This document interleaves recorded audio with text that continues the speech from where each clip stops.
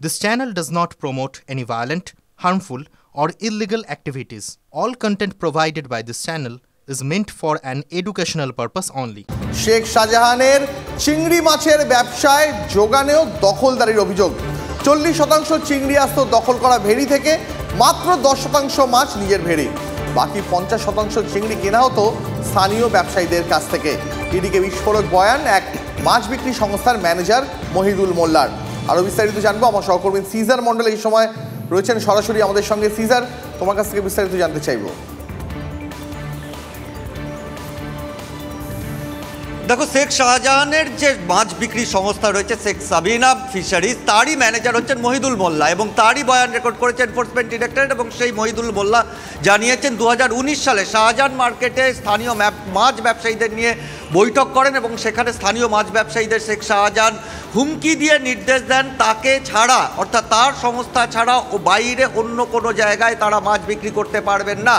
এই চিংড়ি মাছ শাহজাহানেরই ঠিক করে দেওয়া দামে বাজার মূল্যের থেকে অনেক কমে তিনি কিনে নিতেন এবং এই তার যে মাছ ব্যবসার 50%ই আসতো স্থানীয় ব্যবসায়ীদের কাছ থেকে কম দামে কেনা এবং বাকি 50%-র মধ্যে 40%ই আসতো বিভিন্ন দখল করা ভেড়ি থেকে। এবং এই দখল করা ভেড়ি থেকে মাছ বিক্রি করত যারা, তারাও কিন্তু শাহজাহান ঘনিষ্ঠ।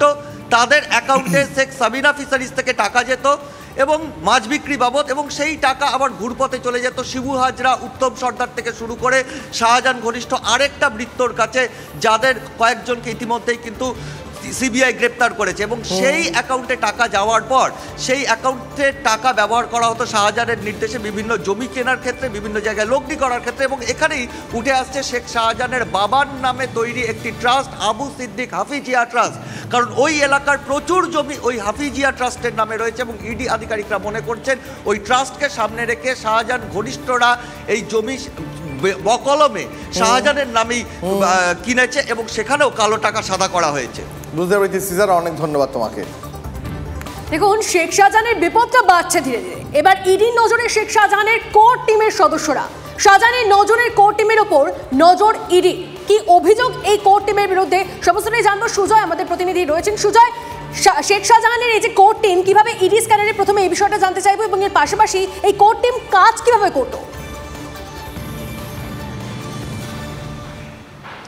দেখো তন্নিষ্ঠা, শেখ শাহজাহানের এই কোর্টটি মূলত 9 জন তার অনুগামীদের নিয়ে তৈরি এবং যারা এই জমি দখল, ভেড়ি দখল, আদিবাসীদের জমি দখল, সেখানে ভেড়ি তৈরি করা, হুমকি দেওয়া, তোলাবাজি করা, এই কাজটি করত। সেই যে তার 9 জনের যে কোর্ট টিম, তারা এবার ইডি নজরে রয়েছে। তার কারণ তদন্তকারীরা তদন্ত করতে গিয়ে দেখছেন শাহজাহানের বেনামে যত সম্পত্তি, অর্থাৎ যেটা সহকর্মী সিজার মণ্ডল বলছিল, তার বিভিন্ন জায়গায় ভেড়ি, জমি থেকে বেনামে যত সম্পত্তি এই 9 জনের কোর্ট টিম তারা তাদের এবং তাদের নিজেদের পরিবারের নামেই করেছিল। ফলে শাহজাহানের কথা শুনতে গিয়ে ঘুরিয়ে তারা কিন্তু এই মুহূর্তে বিপদে পড়েছেন। তাদের এই 9 জনের টিম ইতিমধ্যেই তাদের নামসহ তাদের বিস্তারিত বিবরণ তদন্তকারীদের হাতে এসে পৌঁছেছে। তাদের ব্যাংক অ্যাকাউন্ট থেকে শুরু করে তাদের কোথায় কত সম্পত্তি সেগুলি তারা জানতে পেরেছেন এবং সেই সম্পত্তি সূত্রেই তারা দেখছেন যে এই অনুগামীরা বা এই 9 জনের প্রত্যেকেই তারা যেখানে যেখানে সম্পত্তি কিনেছে সেই প্রত্যেকটি জায়গাতে ইনভেস্টমেন্ট বা সেই সম্পত্তি কেনায় নগদে বিনিয়োগ করেছিলেন এই শাহজাহান শেখ। ফলে শাহজাহান শেখের অনুগামী হতে গিয়ে তারা নিজেদের এই মুহূর্তে বিপদে বাড়িয়েছেন। সেই কারণে তারা এখন ইডির র্যাডারে রয়েছেন।